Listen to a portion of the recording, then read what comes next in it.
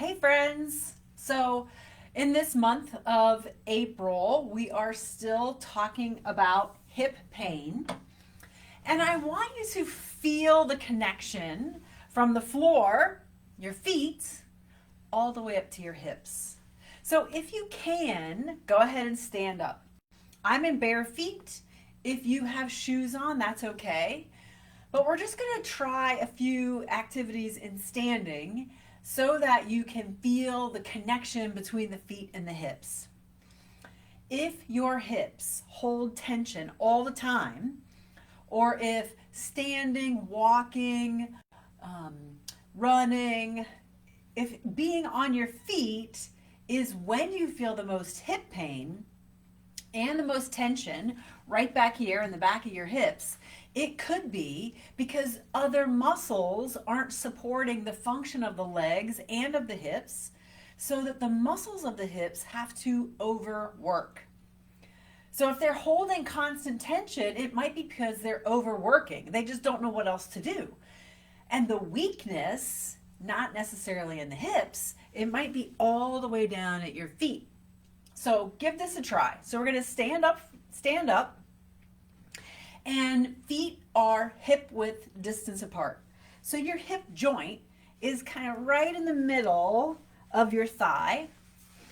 If you think about the creases of your hips, that's where the hip joint is. And you want to look down, you want to make sure your ankles are right under your hip joints. And just feel how you bear your weight. Stand naturally. How do you bear your weight onto your feet? Do you feel the weight in your heels? Do you feel the weight in the balls of your feet? Do you feel your weight on the outside edges or on the inside edges along the arches? You can even close your eyes a little bit. Where do you notice that you are bearing weight in your feet? And now I want you to just change how you bear weight. Just shift your weight. The center of your body mass, the weight of your body, right down through the center of you. And so just take that weight and shift it back and forth and see how that feels on your feet. Even though we're talking about the hips, we're giving all of our attention right now to the feet. And just see how that feels. Back and forth. Now forward and backwards into your heels, onto the balls of your feet, into your heels, onto the balls of your feet. Just kind of play with those motions. Can you make circles with your body weight?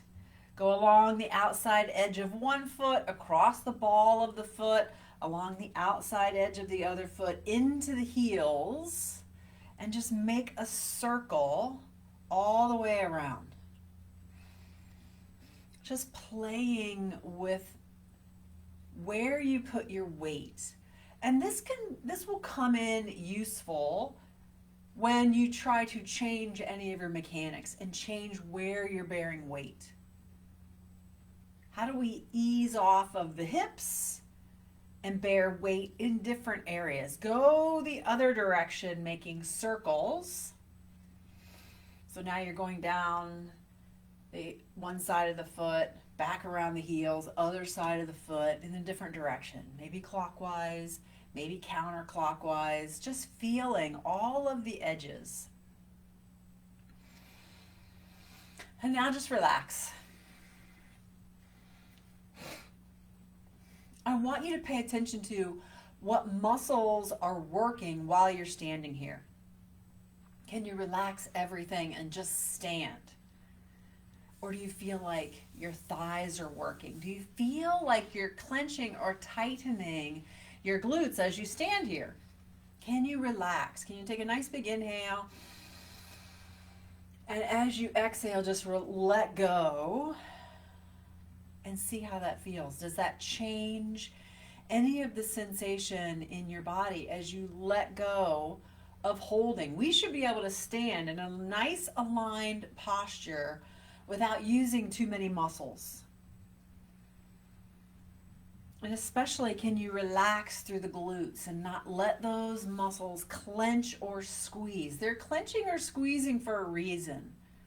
You should be able to stand with them perfectly relaxed. So that's bringing a lot of awareness to the legs, to the feet, to the hips at the same time. Now let's actually do some things with those feet. First thing I want you to do, take a nice big breath and breathe into your belly.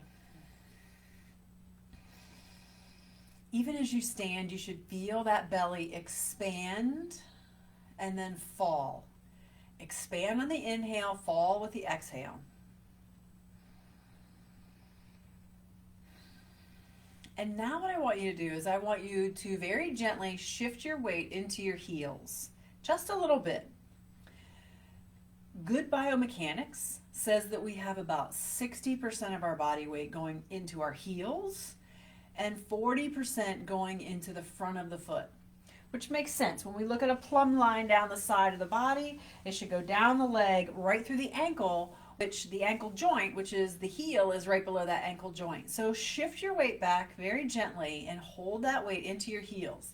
You might recognize that you have less weight on the balls of the feet just by lifting and lowering the toes. The toes are nice and relaxed, and you feel just a little bit of weight going into the balls of the feet. Now, pay attention to what you feel muscularly is happening. What muscles are you using now? So when I do that, I feel a little bit of drawing that lower belly up and in. It activates or engages my core. So for those of you that have been told your core doesn't activate or your core is weak, it could be because you're you're standing in the balls of your feet too much. And just do that. Shift your weight into the balls of the feet. Feel how the belly can release and kind of fall forward. Now shift your weight into your heels. Feel how that lower belly draws up and back. So just changing your posture a little bit can create that change in the muscular activation. So now bringing the awareness back down to the feet. I want you to, you're not going to move the feet, but I want you to feel like you're lifting your arches. So those of you that tend to have flat arches, can you put a little activation into the foot and lift the arch? Feel as though you maybe take a string and just pick the arch of the foot up. The ball of the foot stays down, the big toe stays down, and you just lift and lower your arches. Just do that a few times. Lift and lower the arches on both feet. Your weight is sitting into your heels still a little bit, and you lift and lower the arches. Pay attention, where else do you feel that? In the legs. And I want you to do it several times so that other muscles have to kick in. When you lift your arches, your thighs roll out. Your knees roll out just a tiny bit. If you let your arches fall, the knees roll in. Lift the arches, the knees roll out. So you can kind of feel that. When you put the effort into the arches, the legs roll out. Muscles up at the top of the hips, up at the top of the thigh, they are helping to roll those hip joints out. Gravity pulls them down, so they kind of still work to slow the rotation, the inward rotation down. And then you have to actively lift up the arches, roll the thighs open. Lower them, lift them. Internally rotate, externally rotate. Knees roll together, point together, knees roll and point away from each other. So just do that several times and see what you feel. So if the arches of the feet, if the muscles that support the arches of the feet are weak, then the hip muscles have to do more work. So sometimes relieving the tension of the hip joints means that we need to strengthen the muscles that support the arch. It's not about wearing a supportive arch in the shoe. That only makes those muscles relax more. It's about getting you out of shoes, in your bare feet, and creating the strength of the small muscles of the foot and some of the muscles of the calf. Maybe you feel this on the outsides or the insides of the lower leg. There are muscles there that are also helping. Maybe you feel it in your calves. I'm still doing it. You're still doing it. Lift and lower those arches. Keep it going. And see at what point you really feel like you notice some fatigue somewhere in the body. Sitting the body weight back a little bit into the heels, and then lower the arches, lift the arches. Keep doing that. See where you feel it. Now relax. So hopefully you notice something going on up into the thighs and the hips. Let's try something else that will help create some support from the bottom up. Create support through the pelvis and the hips from the bottom up. So feet are hip width distance apart. You're not going to move your feet. Weight is into the heels just a little bit more than the balls of the feet. I want you to feel like you're pushing down into the floor and trying to push the feet away from each other. You might notice that the arches lift a little bit. So they're not moving, they're just pushing down and pushing out. So you feel like you're pushing into the outside edges of your feet. You should notice some activation up into the sides of the hip. So just hold that. Sit into the heels, feel that lower belly draw up, pushing down and out into the feet to feel that into the sides of the hip. Just to get a little more activity through the hips to support this standing posture. And you're just holding this one, no repetitions. But everything is related down here at the foot. You might begin to feel some other activity of the legs. Now relax. We're going to do another one. Without moving your feet, I want you to feel like you're pushing the balls of the feet wider than the heels. So you're trying to create that rotation all the way up. And now you should feel it really deep into the hips, in the back of the hips. Those deep hip muscles that are trying to create that rotation. Nothing about the foot moves, but you kind of draw the heels in and push the balls of the feet out. Feel that lower belly draw up. Tailbone even draws down a little bit. And you feel this strong standing position. In yoga, we call it mountain pose, a strong standing pose. If you are already fatigued from doing some things at the foot that activate the muscles of the hip, then that indicates that you have some poor endurance or some weakness in those muscles. You can relax. So even though I didn't move, I have a lot of activity going on in through the feet, through the legs, through the hips. So the problem, where you feel the problem, may not always be where you need to put your attention. And so this activity, just standing and working with the feet, is to give you some awareness about where you need to put your effort.